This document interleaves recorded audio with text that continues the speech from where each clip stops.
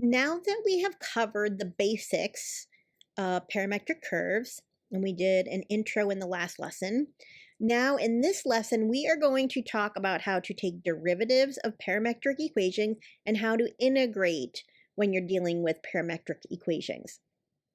So we're going to first look at taking derivatives.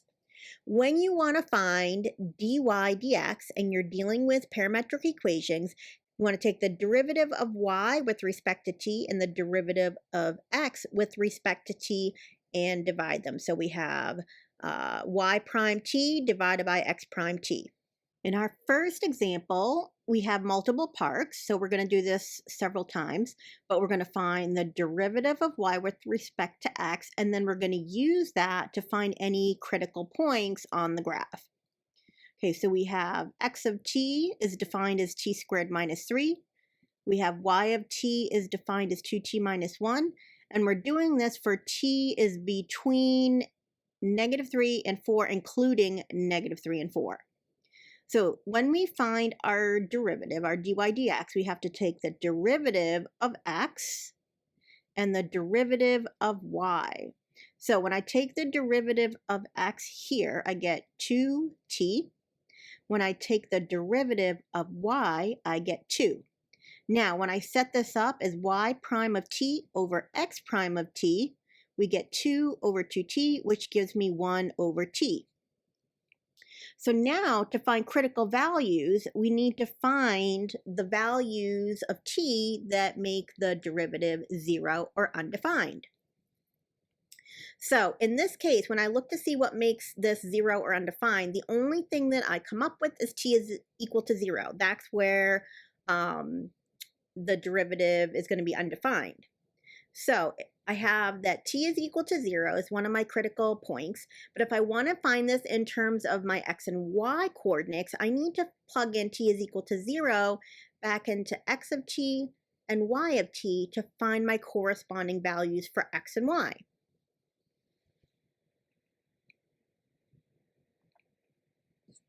Okay, when I do that, I get that x is -3 and y is -1 when I plug in t is 0. So I get that we have a critical point is at -3, -1 when t is equal to 0. So that's right here, and I labeled it and highlighted it blue. Okay, now this is considered a critical point because the tangent line here is undefined. And that is why we have that the derivative is undefined when t is equal to 0. Let's look at part B. We're going to do the same thing again. We're just doing this with different equations to practice. Okay, we have x of t is defined as 2t plus 1. And we have y of t is defined as t to the third minus 3t plus 4. And we're doing this between -2 and 5 for t, and that's inclusive. We're including -2 and +5. So we need to find the derivative of y of t and the derivative of x of t and create this quotient here. So we have y prime over x prime. So when I take the derivative of y, I get 3t squared minus 3. When I take the derivative of x with respect to t, I get 2. So when I take this and divide it by this, we have our dy dx right here, 3t squared minus 3 over 2. And then I rewrote it. I pulled out the 3 in the numerator and had the 2 below it, so I have 3/2, and then I have t squared minus 1, and I purposely did that so that I could factor and find our critical values. Our critical values are going to be where the derivative is equal to 0 or where it's undefined. So our derivative is going to be 0 at plus or minus 1. And then to find my corresponding ordered pair for x and y, I plug 1 in up here to our x of t and our y of t, and I get that our corresponding x and y coordinates are going to be 3, 2 when t is equal to 1. And then I'm going to do the same thing for -1. When t is -1, I find that my ordered pair would be -1, 6. So when I look at this on the graph, let's see, let's do 3, 2 first. If I come over to 3 and up to 2, that's this highlighted blue point here, and that's when t is equal to 1. And then my other critical value is at the point -1, +6. So right here, come up to 6, it's this point right here. So these critical values represent where we would have a max or min, or another way to say that is that we have a horizontal tangent line. Okay, let's look at part C. For this one, we have x of t is 5 cosine and y of t is 5 sine, and we're doing this from 0 to 2 pi for t, including 0 and 2 pi. So I'm going to take the derivative each of x of t and y of t, and I'm going to get -5 sine t for x prime, and I'm going to get 5 cosine t for y prime. When I set up my dy dx, I get this, so I take my y prime over my x prime, and I get negative cosine t over sine t. Now, to find the critical values, that's where this is undefined or when x equal to 0. Now, I could have put this and rewrote this as negative cotangent t, but I purposely left it like this so it's easy for me to pinpoint where x 0 and where x undefined. So it's going to be 0 when cosine is 0, which is going to be at t is pi over 2 and t is 3 pi over 2. And it's going to be undefined when sine is 0 here. So that's going to be at t is equal to 0, t is equal to pi, and t is equal to 2 pi. So those are the places where the derivative would be undefined. So what I have to do now is to find the corresponding ordered pairs for x and y that go with those values of t. I'm going to go ahead and plug back in to x of t and y of t. And when I do that, the critical values that I get are these points right here. This is where I have a vertical tangent line, so that's where my derivative is going to be undefined. Same thing over here. This is where I'm going to have an undefined tangent line here and here. Then I'm going to have a horizontal tangent line here and here. So these are our critical points when t is 0, t is pi over 2, t is pi, t is 3 pi over 2, and then 2 pi, which basically starts the cycle over again. So these are all your critical values between and including t is 0 to 2 pi. All right, now for this example, we're going to find the derivative and then use it to find the tangent line. So we have this parametric curve. We're trying to find the tangent line when t is equal to 2. So to find dy dx, I'm going to take the derivative of x of t and the derivative of y of t. I get for x prime 2t, and I get for y prime, I get 2. So when I divide them, I get y prime over x prime, which is 2 over 2t, which is 1 over t.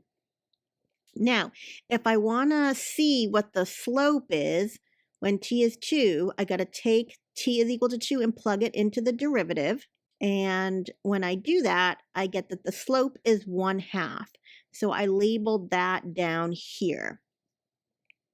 Now, I also have to find my corresponding x and y coordinates for when t is 2. So I have a point and I can come up with the line. So I plugged in t is 2 for x and for y, and I got 1 and 3. So I plugged it in up here back into the original equation when t is equal to 2. So I get the point 1, 3. If I use point slope form, I get y minus 3 because I subtract this value of y here from the point that I got. And then, so I have y minus 3 is equal to 1/2. There's my slope. And then x minus 1, which is my x coordinate of the ordered pair. So this is in point float form. And then if you want to rearrange this algebraically, you can get it in slope intercept form by distributing the 1/2 and then adding 3 to both sides. So this is our tangent line at t equals 2. Or you can look at it in terms of x, y, and say when x is 1 and y is 3. So that would be at this point right here. And then there is a graph of our tangent line. Before we move on to integration, is we're going to talk about second order derivatives.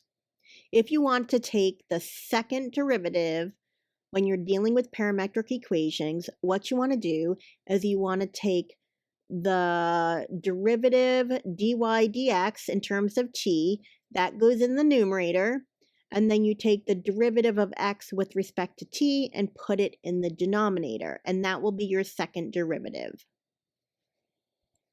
So let's look at our example of finding a second derivative. Okay, so we have the parametric equations. X of t is equal to t squared minus 3, and y of t is equal to 2t minus 1. And we're doing this on the interval from -3 to 4, including -3 and 4 for t. Now, we've already found the first derivative of this in a previous example.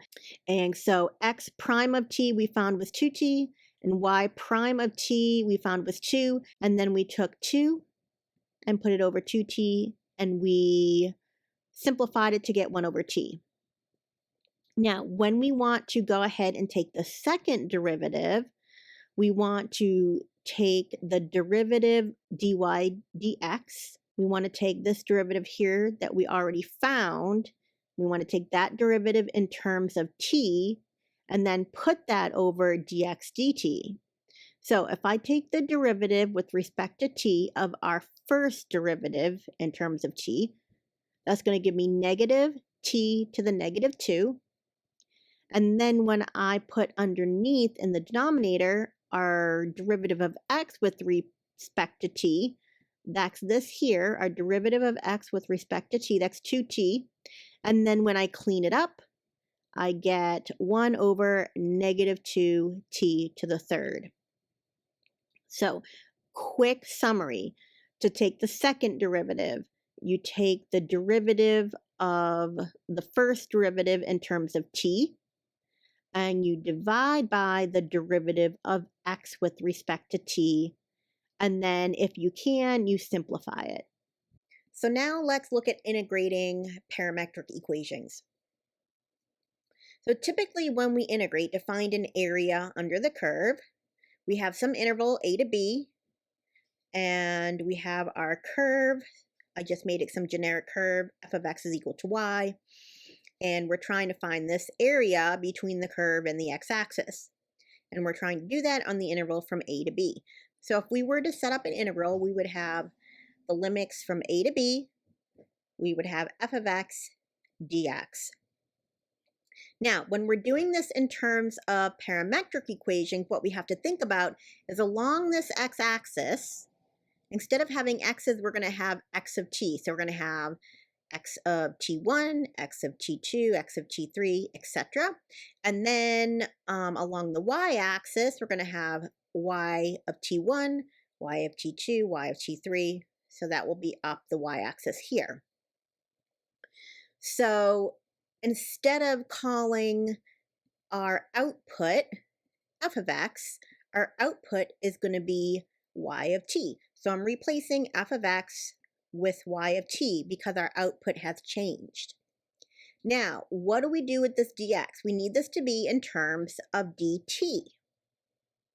So if I take x is equal to x of t, and I take the derivative of both sides, I get dx dt is equal to x prime of t.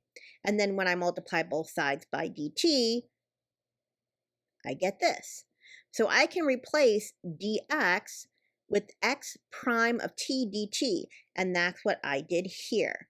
So then we replace, instead of having our x's here, we replace it in terms of our t. So from t1 to t2, whatever that interval would be. This is how we're going to set up our integration when we're dealing with parametric curves. So here is our official definition. Although I'm labeling mine as T1, T2, they're labeling theirs as A and B, but it's the same thing. Just remember that when you're doing this in terms of parametric curves, these should be values of T here, which is why I labeled mine T1 to T2. So let's look at an example. I want to find the area under the curve of the cycloid defined by these equations below. I'm going to go from T is equal to 0 to 2 pi. And our x of t is t minus sine t. And our y of t is 1 minus cosine t. If you were to graph it, this is what it would look like. All right, so this is what we want to integrate. We want to go, remember, when we integrate now in terms of parametric equations, these have to be in terms of t. And we want to go from 0 to 2 pi. So I'm going to set it up from 0 to 2 pi for my limits. And then I want to take y of t, which is 1 minus cosine t, that's here. And then I want to multiply that by x prime of t. When I take the derivative of x of t, I get 1 minus cosine t. Now, when I multiply this out, I get 1 minus 2 cosine t plus cosine squared t. Now, this term and this term is pretty easy to integrate and straightforward. This one, you could either use an identity to break it down so that it's not a squared, or you could use the table. I just went directly to the table. So when I integrate cosine squared t, this is what I get. When I integrate 1, I get t. When I integrate minus 2 cosine t, I get 2 sine t. And then this is what I got from the cosine squared t. And then I want to evaluate that from 0 to 2 pi. When I clean this up a little bit, you don't have to, but I think it will make evaluating a little bit easier. I combined my t's, my 1/2 t plus my 1 t. That gives me 3/2 t. And then I carried this down. And I carried this down. And then I evaluated it from 0 to 2 pi, and I got 3 pi. Now let's look at a couple of applications of integration with parametric curves. The first application I want to look at is arc length of a parametric curve. When you are trying to find the arc length of a parametric curve, it's the same idea as what we did before. We're just looking at small distances and adding them all up along the curve. So this is how we're going to define it when we're using parametric equations. To find the arc length, we're going to go from t1 to t2. We're going to take the square root of dx dt squared plus dy dt squared. Let's look at our example of finding the arc length of a parametric curve. Find the arc length of the semicircle defined by the equations x of t is equal to 3 cosine t and y of t is equal to 3 sine t. And we're looking at this over the interval that t is from 0 to pi inclusive. So here's our arc length formula when we're dealing with parametric curves. So I need to find dx dt and I need to find dy dt. So dx dt, when I take the derivative of x in terms of t, I get negative 3 sine t. When I do the same for y, I get dy dt is 3 cosine t. So I need to plug these in here and integrate. And since we're trying to do this over the interval that t is from 0 to pi, that's going to be our upper and lower limits here for integration. So when I take this and plug it in, I get negative 3 sine t squared. When I take this and plug it in here, I get 3 cosine t squared. And I got to take the square root of all that and then integrate from 0 to pi. This gives me 9 sine t squared. This gives me 9 cosine t squared. And then I'm taking the square root, of course. If I factor out a 9, and then take the square root, I'm going to get a 3. Sine squared plus cosine squared, what's left over is just equal to 1, and the square root of 1 is just 1. So this big mess right here actually simplifies pretty nicely to just 3. So now I'm integrating from 0 to pi of 3 dt. So when I integrate that, I'm going to get 3t, and I need to evaluate that from 0 to pi. And when I integrate that, I'm going to get 3 pi. And this is pretty interesting because if we think back to geometry class, we know that the circumference of a circle is 2 pi r. If we're looking at just the semicircle, that's going to cut the circumference in half. So the circumference of a semicircle is just pi times the radius. In this case, our radius is 3. So we get 3 pi. So we did it two different ways. We used parametric equations, and we verified it using our knowledge of geometry. So now let's look at the application of surface area generated by a parametric curve. Here is our parametric curve here. We're going from A to B, so actually it's going like this. And then when we spin it around the x-axis, we get this volume. Now, if we want to find the surface area of this volume, this is the formula that we want to use. To find the surface area, we multiply 2 pi by the integral from A to B, which remember, these are defined in terms of t. Then I take y of t times the square root of x prime squared plus y prime squared dt. So we are going to find the surface area in our example of a sphere of radius r centered at the origin. So we start with a semicircle. Here's how it's defined in terms of parametric equations. We rotate that around the x-axis and we get this big giant ball. So if we think back to geometry class, we know that the formula for a surface area of a sphere is 4 pi r squared. Now we're going to actually derive that using parametric equations and finding the surface area using this formula here. So when I take the derivative of x in terms of t, here's my definition of x. I get negative r sine t. When I take the derivative of y, which is defined as r sine t, when I take that derivative, I get that y prime is r cosine t. Now, when I plug this information into our formula for surface area, I'm going to take 2 pi times the integral from 0 to pi, because that's how we're defining t. T is from 0 to pi. And then here's my y of t. That's this here, y of t. And then in here, I take my x prime of t and square it. That's what I got here. And then I plug in my y prime of t. That's what I got here. And then I square it.